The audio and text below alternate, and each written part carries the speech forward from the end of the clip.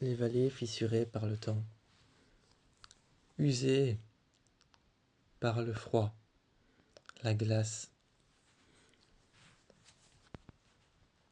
À l'intérieur des vallées se mélangeaient les 4 éléments. Le feu, l'eau, la terre. Mais des guerriers vaillants étaient bien décidés à traverser ces montagnes. Il y avait une balise sur le côté, posée à la sortie. Posée à la sortie de la grande guerre nucléaire sur le point d'être déclenchée. Ce n'était pas une guerre nucléaire sur le point d'être déclenchée d'humain à humain, mais de quelque chose de plus spécifique. Les humains allaient bientôt se battre contre la nature. Personne ne le savait encore vraiment, mais au-dessus de nos yeux, au-dessus de nos têtes, nous qui habitons dans les terres, dans les confins des terres, sous les racines, dans des endroits habités et rénovés par l'humain, forgés par la main de l'humain, sans trop le savoir au-dessus de nous. Des millions d'eaux à travers les océans, des millions de plateformes pétrolières s'étaient effondrées, des millions de gaz s'étaient évadés, des millions d'endroits, des plateformes sur les océans, des millions de périphes, d'avions étaient tombés. Le monde était en train de partir à la dérive. Le monde était en train de se détruire lui-même. Au-dessus de nous, les plantes devenaient voraces. Au-dessus de nous, le monde devenait hostile. Au-dessus de nous, certains animaux n'étaient plus comme on le pensait.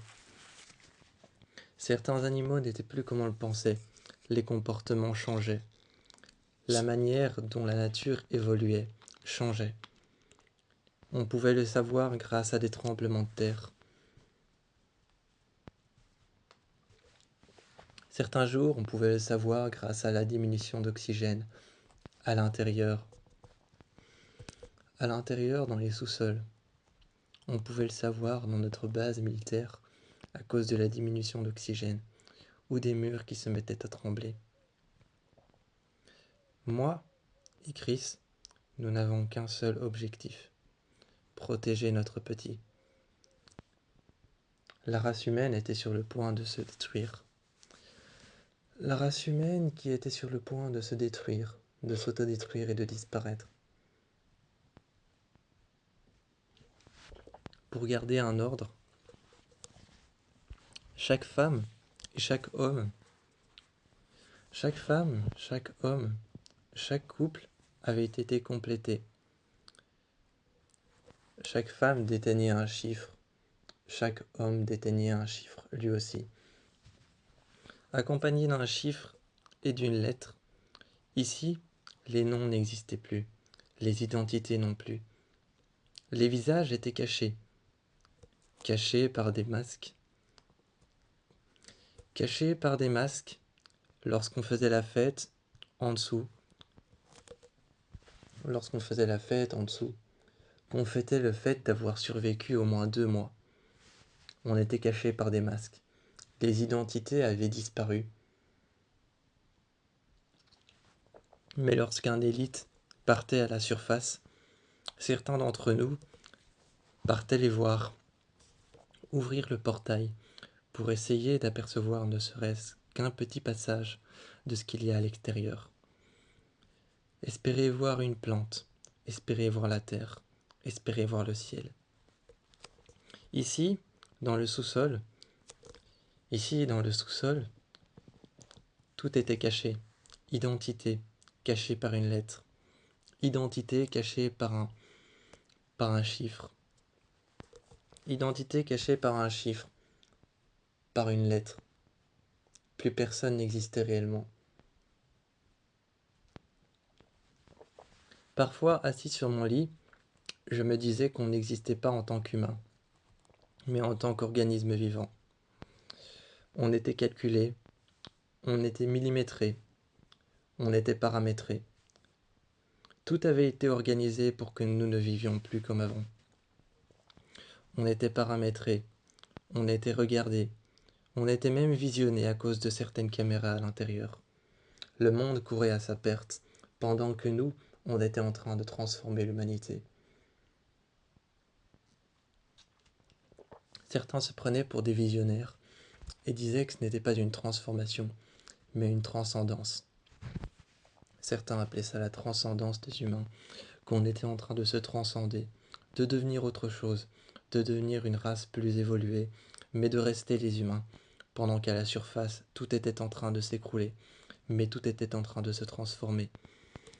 On cherchait comment survivre, on envoyait des humains à la surface. Mais les caméras lâchaient prise à cause du gaz. Les caméras lâchaient prise à cause du gaz, ou à cause de la surface, qui elle était trop hostile, ou beaucoup trop sauvage. L'annihilation des humains n'était plus très loin. La suppression de nos sens. Respirer, sentir, voir, goûter. Bientôt tout ça allait disparaître.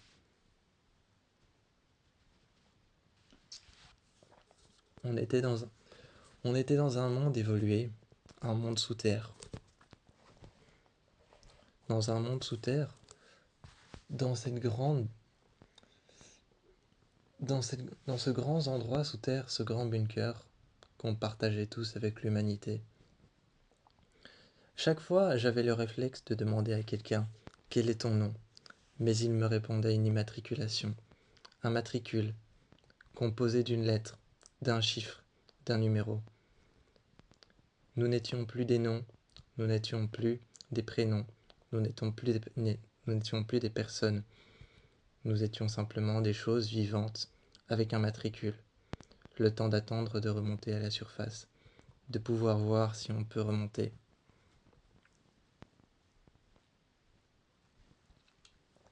Quand on entendait trembler,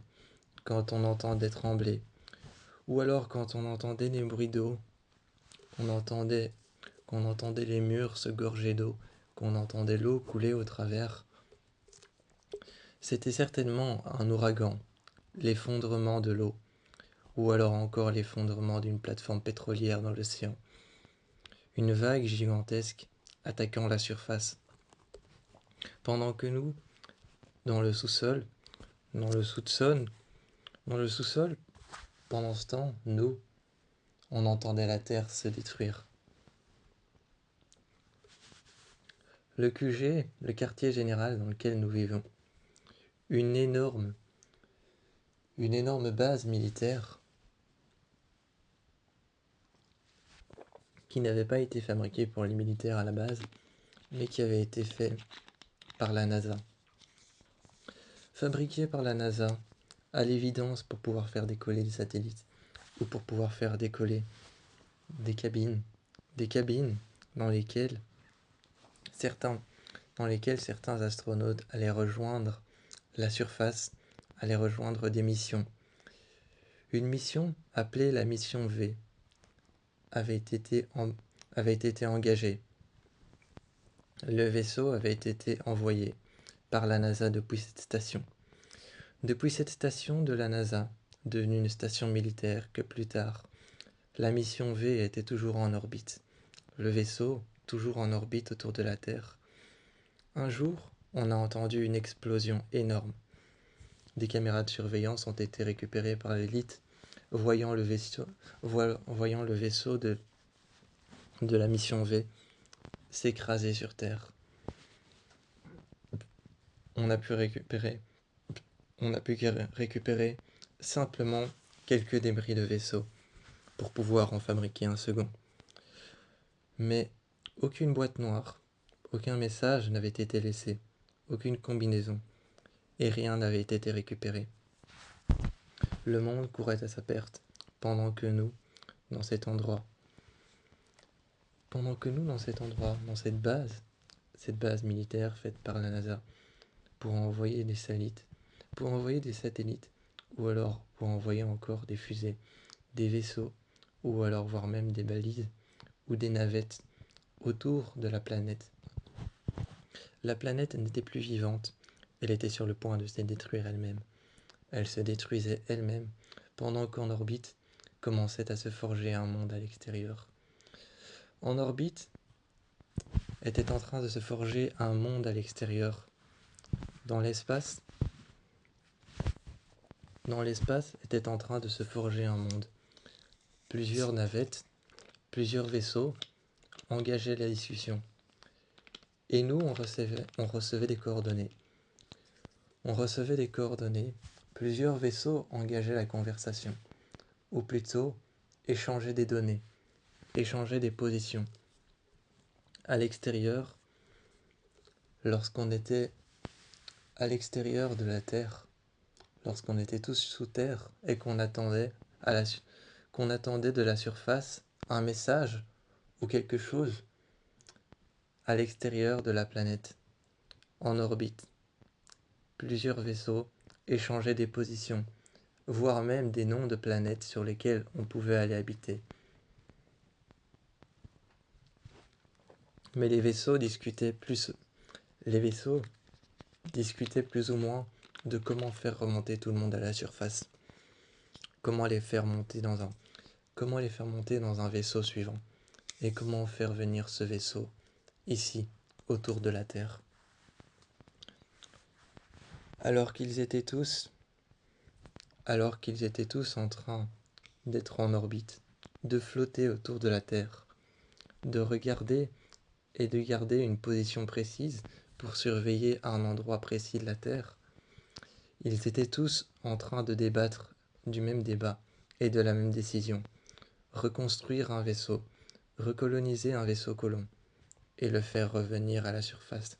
Construire un monde autour de la Terre, garder la Terre en vision. Parler de la Terre, de comment la réhabiter, mais reconstruire un monde autour. Reconstruire un monde autour dans l'espace, avec plusieurs vaisseaux qui communiqueraient entre eux. C'était le plan pour le moment. On allait laisser une seule équipe, l'équipe d'élite, sur Terre, pour pouvoir continuer à avancer, à avoir des réponses et avoir un lien avec ce monde hostile, sur le point de disparaître et de détruire tout ce que nous avions connu, alors qu'un monde se forgeait à l'extérieur.